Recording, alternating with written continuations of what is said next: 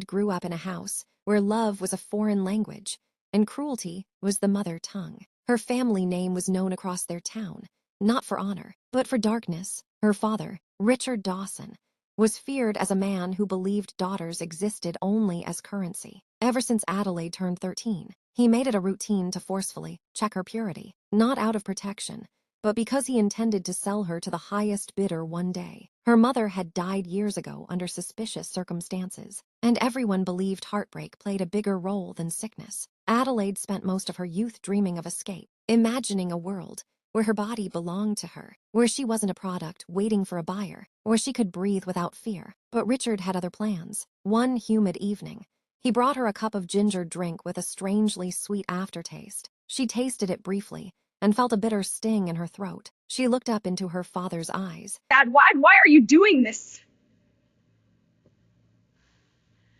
And saw something she had never seen before. Eagerness and greed. Her heart began pounding rapidly as the room turned faintly blurry. Her legs shook. Her breathing became heavy. What did you give me?" she whispered, gripping the edge of the wooden table. Richard didn't pretend to hide it. "You're meeting someone tonight, a man who pays very well. I need you cooperative." Adelaide's breath hitched. She staggered backward. She knew that if she remained in that house for another minute, she would be gone, not dead, but lost forever. Summoning the remaining strength in her drugged body, she bolted through the back door.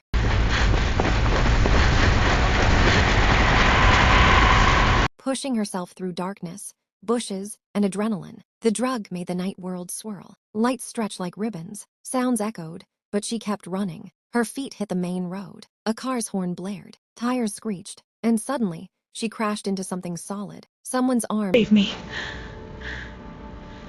Time seemed to sit vulnerability. Wrapped around her before she hit the ground. She blinked, vision doubled, and saw the blurry outline of a tall figure. His voice was deep, controlled, and filled with concern. Hey, look at me. Are you hurt?" She tried to speak, but everything tangled in her mouth. "Please, don't take me back. They want to. The rest dissolved into a sob. The man looked around, confused and alarmed. The drug in her system was obvious. He didn't know who she was. He didn't know where she came from, but he knew she needed help urgently. He lifted her into his car, drove her to his penthouse, carried her inside, and tried to steady her as she drifted between consciousness and feverish tremors. Her body burned, and she clung to him desperately, crying, shaking, lost. He tried calling a doctor, but the estate's resident doctor had traveled that night. He tried cold towels, water, and blankets. Nothing worked. She whispered things he couldn't understand. She begged him not to leave her side, and when he tried to pull away, she latched onto him as if he were the last safe place on earth. Hours later,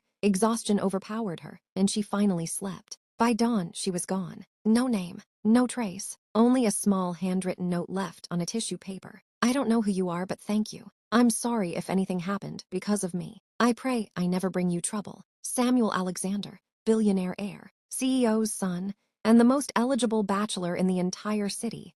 Folded that note and kept it in his wallet for 6 years. He remembered her voice, her trembling hands, her desperate tears, her scent, her warmth, her fragility. He would have searched for her immediately, but he didn't even know her name, her origin, or her face clearly. She had been too drugged, too weak, too blurry in her expressions. But something about that night marked him. Something in him shifted. He had dated women after that, but none of them made him feel anything real. He had built companies, won awards, and his face was all over magazines, but none of it mattered.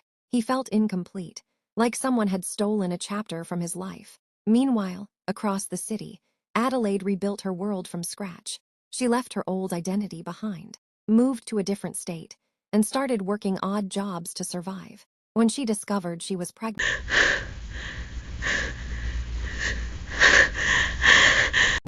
she almost fainted.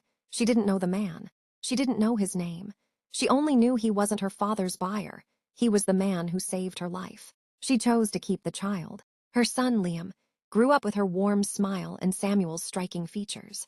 As the years passed, Liam became the center of her universe, sharp, funny, kind, and the biggest blessing she had ever known. By the time he was 5, the resemblance was impossible to ignore. Strangers often commented, "He looks like someone I've seen before, a celebrity, maybe that Alexander family heir." Those comments frightened her, so she remained low profile. She opened a tiny fashion studio with borrowed money, training herself through online courses late at night. Liam laid beside her on the floor, coloring or building toy cars, while she measured fabrics and stitched with passion. She never expected the past to return, but destiny is patient. One sunny afternoon, Adelaide got hired to sew costumes backstage for a large cultural gala sponsored by the Alexander Foundation. She didn't know who the sponsors were. She only needed the money. Liam tagged along, carrying his little backpack. As Samuel entered the venue surrounded by security and reporters, Liam ran across the walkway, chasing a butterfly. He bumped hard into Samuel's leg. Samuel looked down and froze.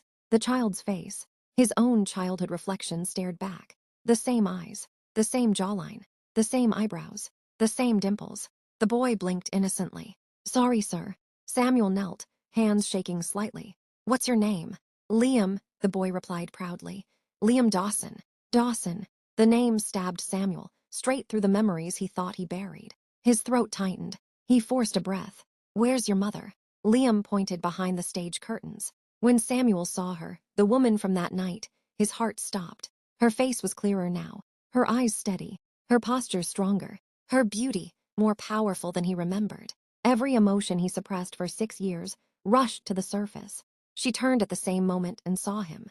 The basket in her hands fell to the ground, scattering ribbons and fabrics. Her lips trembled. "You," she whispered. Her knees wobbled. No, this can't be real." Samuel walked closer, staring into her overwhelmed eyes. "I've been searching for you," he said softly. "For 6 years." She swallowed hard. "I left because I didn't even know what happened. I didn't know who you were. I only remembered a voice. And then I discovered I was pregnant." Samuel's expression softened, filled with shock and tenderness. "So his voice broke. "He's my son." She nodded, tears slipping down her cheek. Before he could say more, harsh footsteps echoed behind them. Richard Dawson stormed in with 3 men.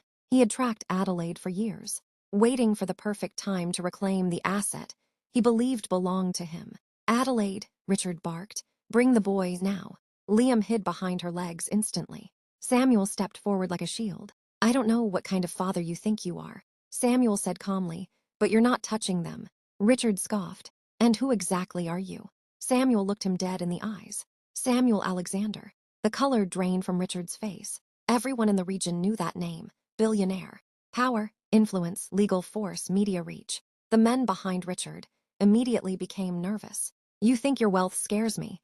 Richard attempted to growl. "No," Samuel said, "but the law will." Security had already been alerted. Police arrived within minutes. Richard was arrested for attempted trafficking, abuse, child endangerment, and years of documented violence against minors in his household. As they took him away, Adelaide clung to Liam, shaking with relief and shock. Samuel placed a hand on her back gently. "You're safe," he whispered. "I promise you, both of you, you're safe now." He brought them to his private residence, not as a display of power, but out of genuine concern. He wanted her protected. He wanted Liam protected. The days that followed were filled with healing. Liam bonded with Samuel effortlessly, like their souls recognized each other. They built model airplanes together. They played chess. They laughed loudly. They cooked pancakes, badly and beautifully.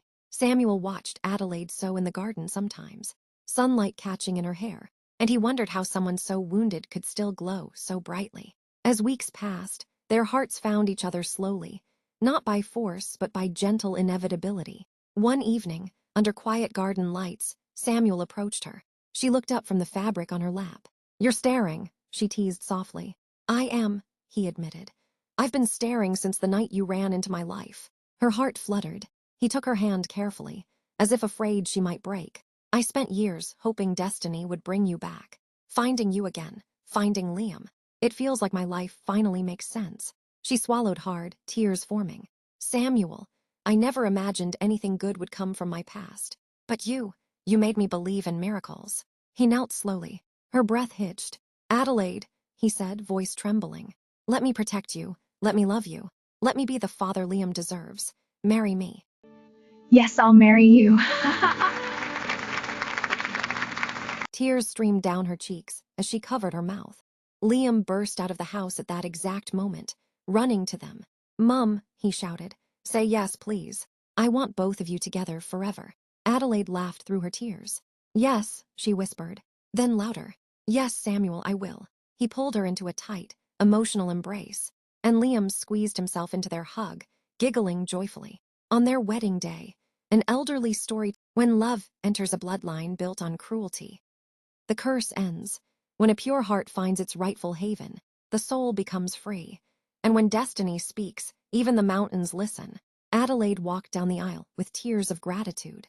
Samuel watched her like she was the sunrise he'd waited his whole life to see. Liam carried the rings proudly. Their union wasn't just a marriage. It was freedom, healing, rebirth, the end of generational darkness, the beginning of a new story, a life rewritten by fate. And as people danced and celebrated late into the night, an old woman in the crowd whispered the final moral. When destiny chooses you, nothing, not pain, not fear, not darkness, can stop the light meant for you. The child the world tried to break became the woman the world came to honor. And so, Adelaide's story, born in suffering, became a legend of strength, survival, love, and the undeniable hand of destiny, guiding a broken girl into the arms of a man who saw her as a treasure rather than a price. Her past tried to destroy her, but destiny kept her alive long enough to be loved.